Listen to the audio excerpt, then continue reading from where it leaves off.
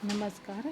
B.A.sem-2 અર્થશાસ્ત્રમાં paper number 4 ભારતીય અર્થતંત્રની પાયાની સમસ્યા 2 યુનિટ 1 હરિયાળી ક્રાંતિ. એમાં આપણે જોઈએ હરિયાળી ક્રાંતિના નિર્ધારક પરિબળો. એમાં વધુ ઉપજ આપતી જાતોનો કાર્યક્રમ, ઘનિષ્ઠ ખેતીના જિલ્લાના કાર્યક્રમો, બહુવિધ પાક પદ્ધતિ, સિંચાઈના વિસ્તારમાં વધારો, ખાતરનો વપરાશ, આધુનિક સાધનો, પાક સંરક્ષણ, સંસ્થાકીય ખેત ધિરાણમાં વધારો, કિંમતને પ્રોત્સાહન અને પ્રોસેસિંગ ઉદ્યોગોનો વિકાસ. આ બધું છે હરિયાળી ક્રાંતિના નિર્ધારક પરિબળો છે. તો આપણે પહેલું જોઈએ કે વધુ ઉપજ આપતી પાકોનો કાર્યક્રમ. તો એમાં શું છે કે નવી જાતનો સુધારેલા બિયારણોનું સંશોધન કરી જ્યાં સિંચાઈ વગેરેની સગવડ પૂરતા પ્રમાણમાં છે તેવા વિસ્તારોમાં તેનો ઉપયોગ કરવાને લીધે ઉત્પાદનમાં વધારો થવા પામ્યો છે. તો સુસંશોધિત બિયારણનો ઉપયોગ વધુ ઉત્પાદન માટે કરવામાં આવે છે ત્યારે તેને વધુ ઉપજ આપતી જાતોનો કાર્યક્રમ તરીકે ઓળખવામાં આવે છે.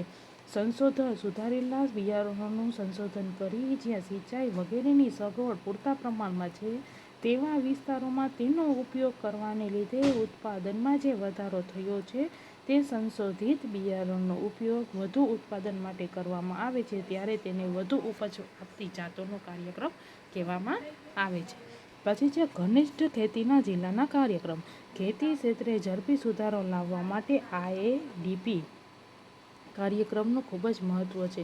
1960-61થી પસંદ કરેલા 7 જિલ્લાઓમાં ઘનિષ્ઠ ખેતીનો વિશિષ્ટ કાર્યક્રમ સરકારે હાથ ધર્યો છે જેને પેકેજ પ્લાન તરીકે ઓળખવામાં આવે છે.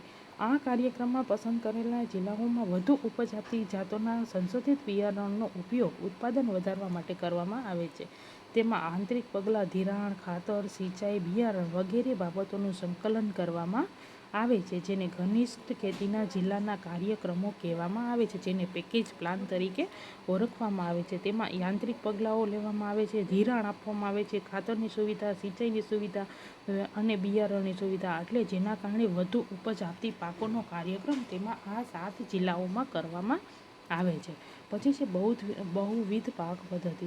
સુધારેલા બિયારણની જાતો વધુ ઉત્પાદન આપે અને તેની સાથે ઓછા સમયમાં પાકો તૈયાર થાય તે માટે નવા સંશોધનો હાથ ધરવામાં આવ્યા છે.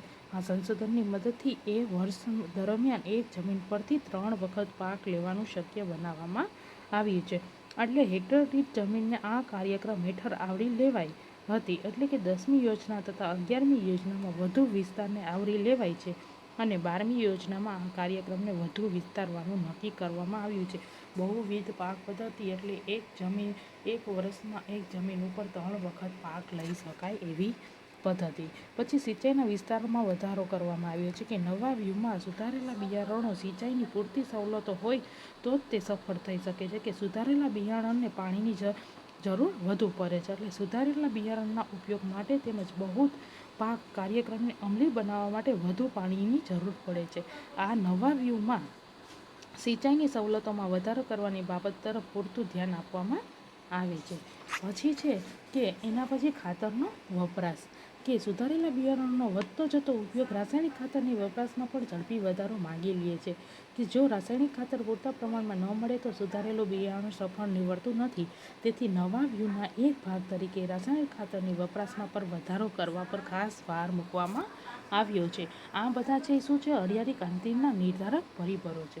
પછી છે કે આધુનિક સાધનો કે ખેત ઉત્પાદકતા વધારવા માટે આધુનિક સાધનો અને મશીનરી ખૂબ જ અનિવાર્ય છે કે નવા વ્યૂહના એક ભાગ તરીકે ખેતીના આધુનિકીકરણ પર ભાર મૂકવામાં આવ્યો છે. આ આધુનિકીકરણથી ઉત્પાદકતામાં વધારો થાય છે તેમજ સમયનો બચાવ થાય છે. આધુનિકીકરણ માટેના કેટલાક મહત્વના સાધનો ટ્રેક્ટર, હાર્વેસ્ટર, પમ્પિંગ સેટ, દવા છાંટવાના સાધનો, tube well, thresher machine, oil engine તથા વિદ્યુત પંપો વગેરેનો ઉપયોગ સતત વધતો જાય છે જે આધુનિક સાધનો કહેવાય છે જે ખેત ઉત્પાદન અને ઉત્પાદકતામાં વધારો કરે છે. પછી છે પાક સંરક્ષણ. નવા વ્યૂહ હેઠળ પાક સંરક્ષણ કાર્યક્રમને પણ મહત્વ આપવામાં આવ્યું છે. જંતુઓ, રોગચાળો, ઉંદરોથી રક્ષણ આપવા માટે પાક સંરક્ષણ કાર્યક્રમ અમલમાં મૂકવામાં આવ્યો છે. 2001માં જંતુનાશક દવાનો વપરાશ 43,580 ટનનો હતો જે વધીને 10-11માં 55,540 ટનનો થયો છે. એટલે વધારો થયો છે નવી વ્યૂહ હેઠળ. પછી સંસ્થાકીય ખેત ધિરાણમાં વધારો. નવા વ્યૂહમાં પરિબળો તથા તે અંગેના સાધનોનો ત્યારે જ ઉપયોગ થઈ શકે છે જ્યારે એ સાધનો મેળવવા માટે ખેડૂતો પાસે પૂરતા પ્રમાણમાં નાણાકીય સાધનો હોય. નવી વ્યૂહરચનાના અમલને લીધે ખેડૂતોની ધિરાણ વિષયક માંગમાં વધારો થયો છે. ખેતી ક્ષેત્રે ધિરાણ પૂરું પાડવામાં સંસ્થાકીય માળખું મહત્વનો ભાગ ભજવે છે. સહકારી ધિરાણનું પ્રમાણ નોંધપાત્ર વધ્યું છે. વેપારી બેંકો પણ બેંકોના રાષ્ટ્રીયકરણ પછી ખેત ધિરાણ આપવામાં સક્રિય બની છે. એટલે સરકાર ખેડૂતોને જે લોનનું જોતી હોય એના માટે ધિરાણ એટલે એને દેવા માટે બેઠી છે. એટલે આ ઉપરાંત સ્ટેટ બેંક, નાબાર્ડ, ગ્રામ્ય બેંકો વગેરેનો ફાળો વધવા પામ્યો છે. એટલે સહકારી ધિરાણમાં ખેડૂતોને સહાય કરવામાં આ બધી બેંકોનો ફાળો વધ્યો છે. પછી કિંમતને પ્રોત્સાહન છે કે ખેડૂતોને ઉત્પાદન પ્રમાણે યોગ્ય વળતર મળી રહે તે હેતુથી આધુનિક ખેત વ્યવસ્થાનો વિકાસ કરવો જોઈએ. સરકારે નોંધપાત્ર પગલાં લેવા જોઈએ. ખેડૂતોને વ્યાજબી ભાવો મળી રહે તે માટે સરકારે ભાવ ટેકાની નીતિ, તળિયાના ભાવ અને ટોચના ભાવો વગેરેની નીતિ અપનાવવી જોઈએ કે ભાવ ટેકાની નીતિ, તળિયાના ભાવ અને ટોચના ભાવની નીતિ અમલમાં મૂકવી જોઈએ. ઘઉંના ઝોન વિસ્તારો અંતે આણેલ છે કે તળિયાના ભાવની નીતિને પરિણામે ખેડૂતોને અમુક નિશ્ચિત ભાવ મેળવવાની ખાતરી જ મળે છે. પરિણામે તે રીતે તેને વધુ ઉત્પાદન કરવા માટે પ્રેરણા મળે છે. 2004-05માં ખાસ પ્રોત્સાહન ભાવો જાહેર કરેલા હતા. પ્રોસેસિંગ ઉદ્યોગોનો વિકાસ. ખેતી ક્ષેત્રે નવા વ્યૂહને લીધે ખેત ઉત્પાદનમાં વધારો થાય અને ઉત્પાદનનો ઉપયોગ થાય તે માટે પ્રોસેસિંગ ઉદ્યોગોનો વિકાસ કરવામાં સરકારે પ્રયત્ન કર્યા છે. ખાસ કરીને સહકારી ધોરણે આવા પ્રોસેસિંગ ઉદ્યોગોનો વિકાસ થાય છે. 5મી યોજનામાં પ્રોસેસિંગ ઉદ્યોગોનો વિકાસ કરવામાં નોંધપાત્ર પગલાં સરકાર દ્વારા લેવામાં આવ્યા હતા. એટલે કે પ્રોસેસિંગ ઉદ્યોગ ખેતી ક્ષેત્રે નવા વ્યૂહને લીધે ખેત ઉત્પાદન અને ઉત્પાદકતામાં વધારો કરવા માટે સરકાર દ્વારા પ્રોસેસિંગ ઉદ્યોગોનો વિકાસ કરવામાં આવ્યો હતો અને સહકારી ધોરણે પ્રોસેસિંગ ઉદ્યોગોનો વિકાસ થાય તે માટે 5મી યોજનામાં પ્રોસેસિંગ ઉદ્યોગનો વિકાસ નોંધપાત્ર થાય એ માટે સરકાર દ્વારા પગલાં લેવામાં આવ્યા હતા.